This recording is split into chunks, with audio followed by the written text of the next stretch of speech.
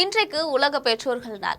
சர்வதேச அளவில் உலகெங்கிலும் அனைத்து பெற்றோர்களின் தன்னலமற்ற அர்ப்பணிப்பு மற்றும் குழந்தைகளுக்காக வாழ்க்கையை தியாகம் செய்தல் ஆகியவற்றிற்காக உலகின் அனைத்து பெற்றோர்களையும் பாராட்ட வேண்டும் என கருதி ஜூன் 1ஆம் நாளை உலக பெற்றோர் நாள் என ஐக்கிய நாடுகள் சபையினர் அறிவித்தனர். இதுவும் பன்னாட்டு குழந்தைகள் நாளும் ஒரே நாளில் கொண்டாடப்படுகிறது. இது முதல்ல அன்னையர் நாளாக மட்டுமே வடிவமைக்கப்பட்டது.